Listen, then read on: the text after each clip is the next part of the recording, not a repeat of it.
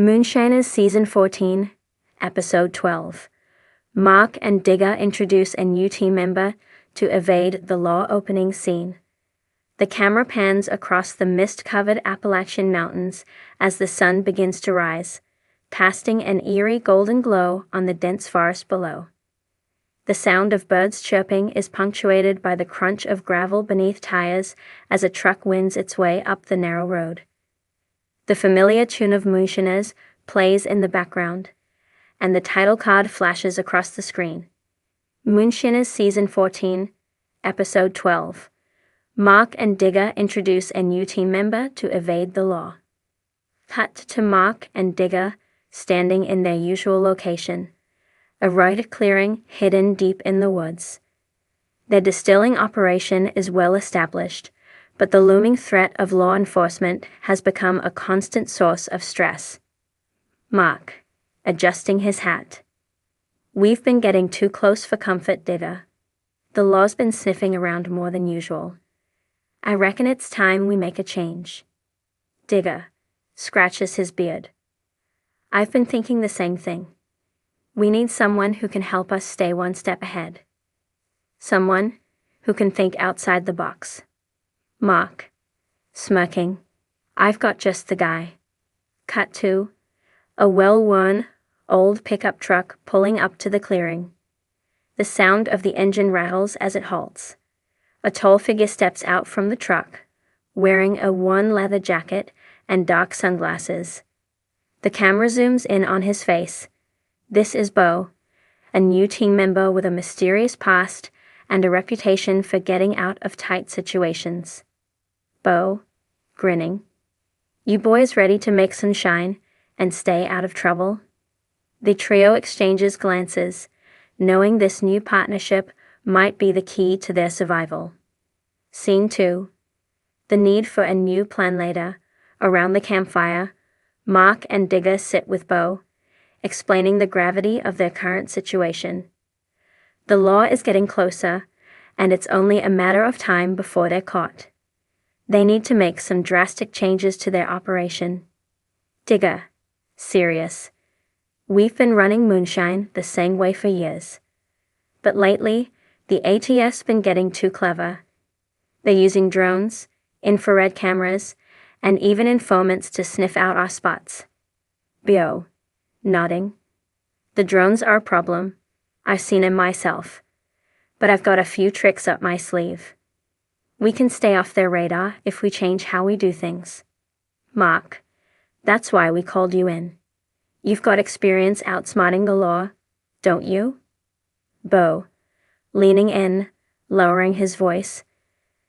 Let's just say I know how to blend in. I've been in some tight spots before, and I always find a way out. Digger raises an eyebrow. Digger. What kind of tricks we talking about? Bo. Well, for starters, we change our distillation method. You're using too much open flame, too much heat, too much chance of getting noticed. But if we use a low-profile still, keep the heat down, and run at night, we can stay under the radar. We also need to cover our tracks better, use more remote locations. Keep it mobile, you know. We'll need to set up smaller, portable rigs we can move if we need to. Mark and Digger exchange impressed glances. They'd never thought of these changes, but Bo's experience is quickly earning their trust. Scene 3. Testing the new setup the next morning. Mark, Digger, and Bo head out into the woods to set up a new mobile still. Bo's method is radically different from what they're used to.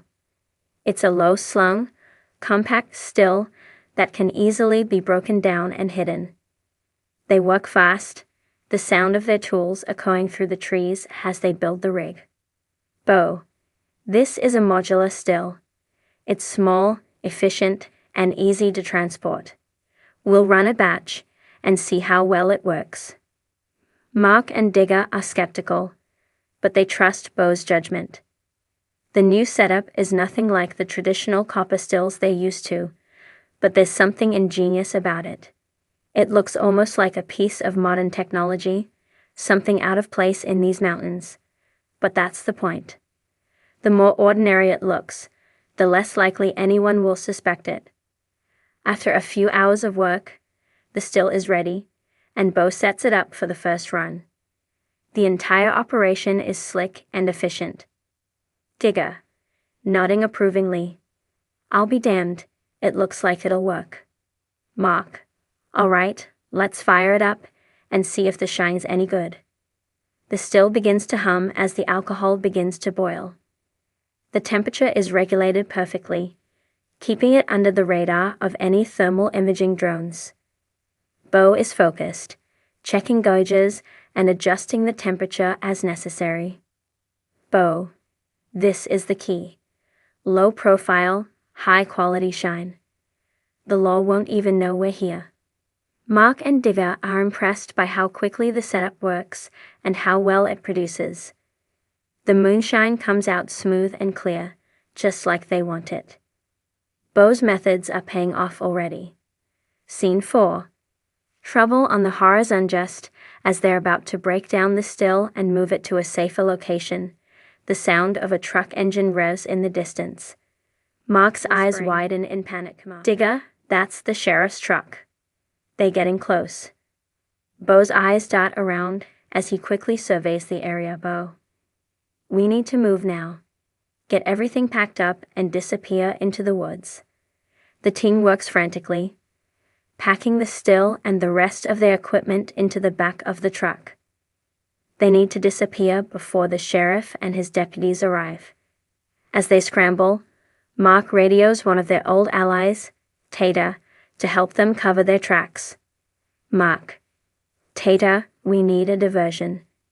They're almost here. Tater, on it, Mark. I'll get the boys down to the old cabin. They'll think we're there. With Tater's help, the trio is able to make a quick getaway. They drive deeper into the woods, using old, forgotten trails to stay hidden. It's a close call, but with Bo's knowledge of the terrain, they manage to lose the sheriff's truck in the winding roads and dense forest. Scene 5. Back at the safe house after a long drive, the trio reaches an old, secluded cabin deep in the woods.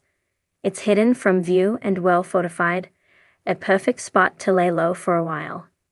Mark, Digger, and Bo unload the truck, bringing everything inside. As they sit down to catch their breath, Bo looks around at the cabin's rustic interior. He seems right at home here. Bo, this place is perfect. If the law comes snooping around here, they'll never find us. Mark, smiling, I'll admit, Bo, you've earned your spot with us. That was one hell of a move. Digger, you've got the skills, no doubt. We needed someone like you. Bo chuckles, cracking open a cold drink. Bo, well, don't get too comfy. The law ain't gonna stop looking for us, but at least now we've got a chance to stay ahead of them. And if we keep playing it smart, we'll keep making shine for a long time. As the episode winds down, the camera zooms out from the cabin, showing the deep woods that surround it, a place of refuge and danger. The music swells, and the screen fades to black. Closing scene. As the credits roll, viewers are given a preview of the next episode. The sheriff's office is tightening the noose, and tensions are rising. Mark, Digger, and Bo have to outsmart a new group of investigators who are getting closer to uncovering their operation. With the law closing in, the stakes are higher than ever. Voiceover narration. Will Mark, Digger, and Bo manage to stay one step ahead of the law? Or will their moonshining days be numbered? Tune in next week for more high-stakes action on Moonshiners. Moonshiners Season 14, Episode 12. Mark and Digger introduce a new team member to evade the law opening scene. The crisp Appalachian morning fog lingers in the air as the camera sweeps across the dense woods. The sun is just beginning to rise, casting a soft, golden light over the rugged terrain.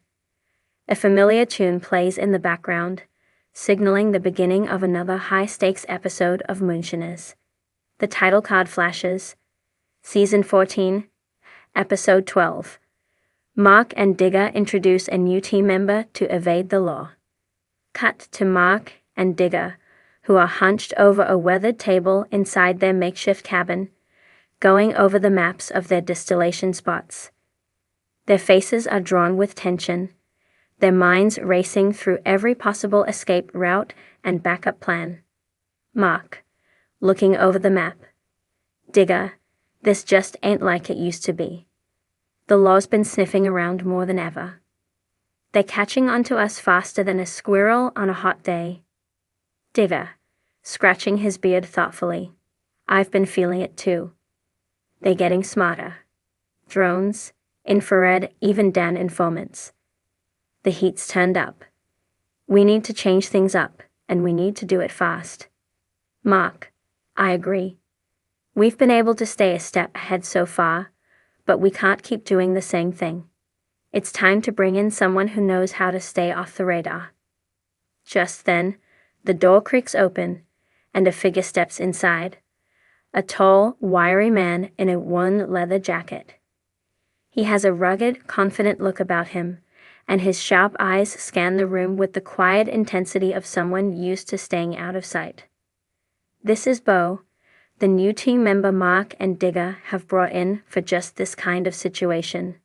Mark, smiling. Well, if it ain't Bo. Glad you could make it. Bo, nodding, a slight grin on his lips. I don't get lost easy.